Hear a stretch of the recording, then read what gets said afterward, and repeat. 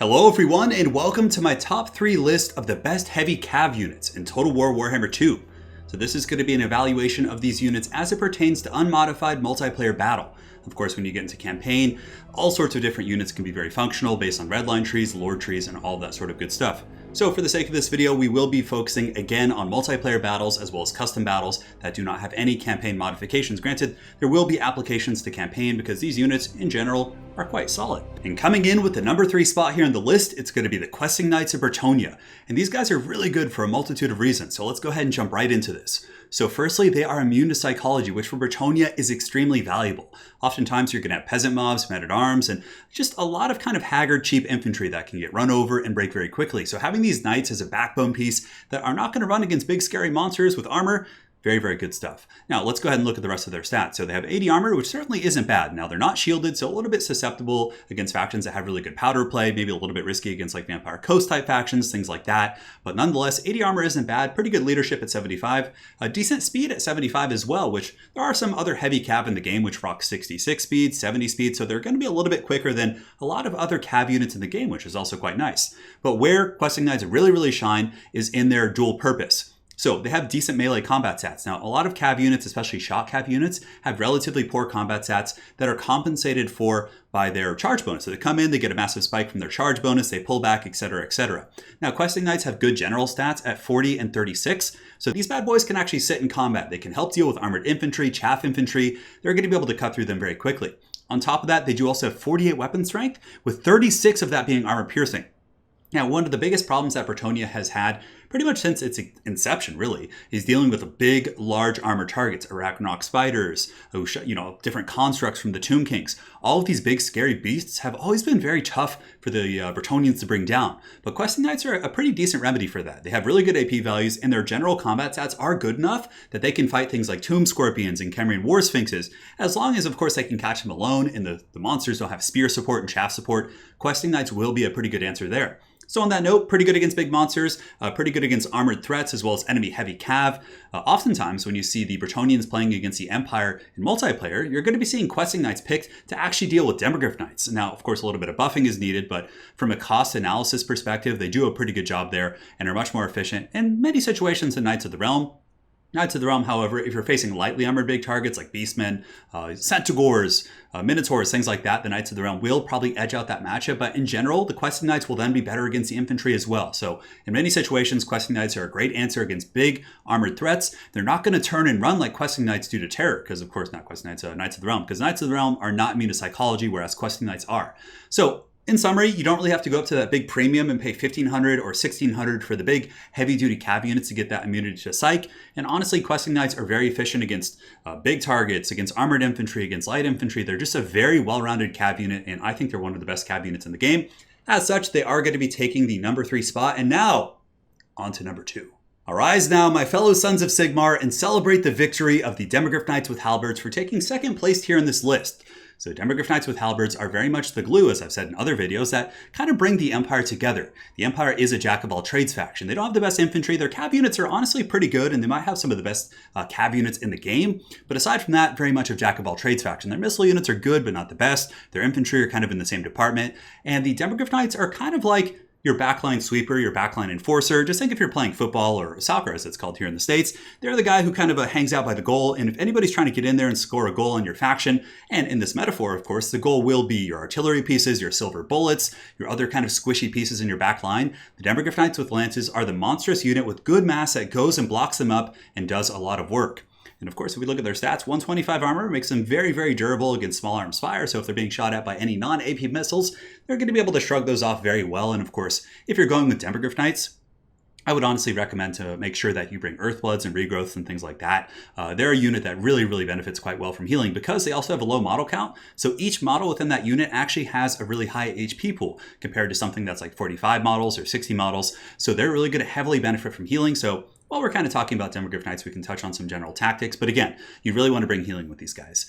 Good leadership, pretty good speed at 75. Their melee stats are okay. They're not like the same as Questing Knights and having like a baseline melee attack of 40. So Demogryph Knights with halberds are not going to be quite as effective against like blobs of infantry like Questing Knights would, for example. But the fact that they're such a powerful backline sweeper unit, they have a really just juicy bonus for large of 25. This makes them an absolute monster on cav fights, and honestly probably one of the best in the game. And I think that could be a separate video we'll do. But for what they bring to the Empire, I think that Demogryph Knights with halberds are just an absolute game changer. Really good mass, so if you're in like a bit of a dicey situation, some cav units, can kind of charge through infantry. For example, if you take some Knights of the Realm or Knights Errant, or even some Chaos Knights, for example, and charge into a big blob of infantry, they'll get in there. Some of them will get through, but some will get trapped up and get dragged down, and it can be a little bit tricky to go through unless they're in a very thin formation. But what's really cool about demis as well is they have good mass. They're monstrous cav units, monstrous heavy cav units, and then they can basically charge through very effectively. Their models have high mass individually, and you are able to push through relatively effectively and get to your target. So again, Demogryph Knights with halberds are going to be the number 2 pick here on the list, my friends. And before we jump over to the number 1 pick, we have today's honorable mention. So these guys almost made the list, and again, I'm not the best high elf player, so maybe I'm kind of undervaluing these guys. But ultimately, guys, the Dragon Princes are going to be the honorable mention for today's list.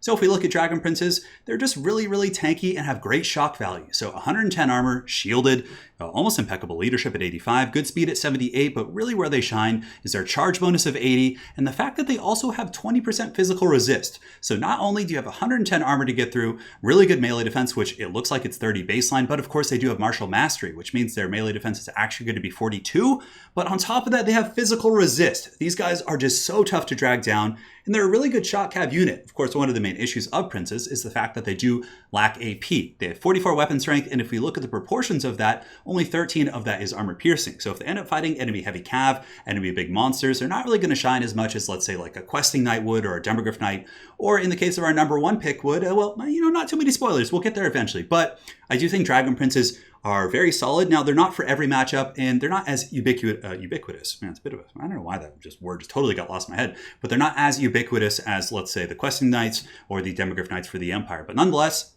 I still do think that Dragon Princes deserve an honorable mention. They're really good heavy shot cav. I mean, like I said, 110 armor, really good combat stats, 38 and 42 respectively when their martial mastery is active. Pretty good weapon strength at 44, honestly, and a really good charge bonus of 80. And just as an extra kicker, these guys, of course, have 70% fire resist. So if you are fighting dragons or flamespire phoenixes or anything that does fire damage, they are going to be getting a massive boon against that. And honestly, that can be good in some matchups. So there you have it, guys. The honorable mention today are going to be the Dragon Princes of the High Elves. And now, my friends, we arrive to the number 1 pick here in the list, which are going to be the Knights of Red Keep, the Blood Knights. Now, Blood Knights are really good because they're on the Vampire Count roster, which means they can be targeted by probably one of the best spells in the entire game, Invocation of Nehek. So for any of you guys who are new to Total War Warhammer, Invocation of Nehek is a spell within the lore of vampires that heals and resurrects models. So basically, Blood Knights, which are one of the most powerful cav units in the entire game, can be resurrected. So just imagine if the Empire could resurrect their Demogryph Knights, or let's say Bretonnia could resurrect its Grail Knights. That would be really powerful, right? Well, the Vampire Counts can do that, and it's really, really good. On top of that, Blood Knights are also undead, which means they're pretty much going to fight to the bitter end. Yes, if their leadership is broken, they'll start to crumble, but the crumbling mechanic is really, really slow and honestly not super punishing. So basically, Blood Knights are going to be able to fight to the bitter end. Even if you make mistakes and leave them in combat too long, at least they won't break and run and get chased off the map. They're going to sit and fight and generate as much value as they possibly can. So that's really, really strong.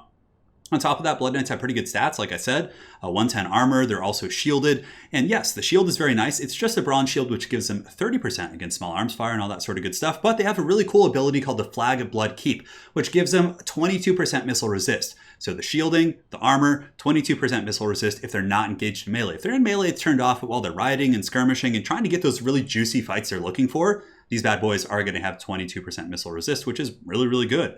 On top of that, they have Frenzy as well. Of course, the Frenzy is based on their leadership, so if they tank low enough, they do lose the stat profile, but they get melee attack, they get charge bonus, they also get weapon damage. So if you look at their stats just on the card that you guys see on the screen, which says 32 and 40, their actual stat line will be 40 and 40 with an additional 15% weapon damage on that 38, which is very strong. And of course, the immunity to psychology doesn't matter because they are indeed undead.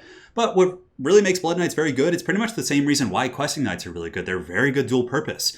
Their weapon strength, like I said, not the highest in the world, but they have an insane bonus for Sarge of 22. So if they're fighting any sort of big monsters, enemy cav units, they're going to be able to do some serious work. On top of that, they do also have a charge bonus of 72. So very heavy shock damage, very good bonus for Sarge, good general combat stats.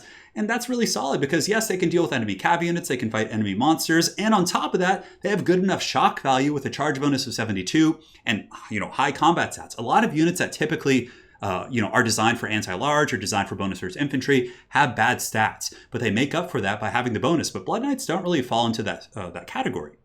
They have good general stats, which means, yeah, they can fight the monsters, but if you need them to deal shock damage against infantry, charge these bad boys, fully erect couched lance, right into the face of some infantry, and they're going to be able to hurt them really bad. So again, in summary, Blood Knights, I think, are the best cav unit in the game. In many respects, because of the faction they're in, if they were in a different faction and couldn't be healed and buffed up by some of the vampire witchcraft, they certainly probably wouldn't be the best, but based on the fact that they are in the vampire counts, they're unbreakable basically, they can be healed with Invocation of Nehek and their models can be resurrected, they're really good against large, they have great missile resist, and they also are good against infantry. I think that Blood Knights, the Knights of the Red Keep, deserve the #1 strap here in this list. So hopefully you guys enjoyed this video. It's kind of a new format that I am interested in exploring. If you guys do like it, let me know some other topics you'd like to see covered. I thought about doing some on the best missile units in the game, the best infantry. We did do one like way back when, talking about the best great weapon units in the game. Of course, we talked about Crimson Killas and all the different RORs and things like that. So if you guys have any feedback or subject matter you'd like me to cover, please let me know. I'm trying to kind of expand and do some more edited content to mix in with my battles and all that other sort of good stuff. And again, if you liked it, please do like the video and also subscribe to the channel. If you guys are new here, there's going to be a lot of fun stuff coming up. Streams, tournaments, campaigns, you name it, it'll be there. All right, guys, thank you so much for watching. Hopefully you enjoyed, and we'll see you guys on the other side. Take care.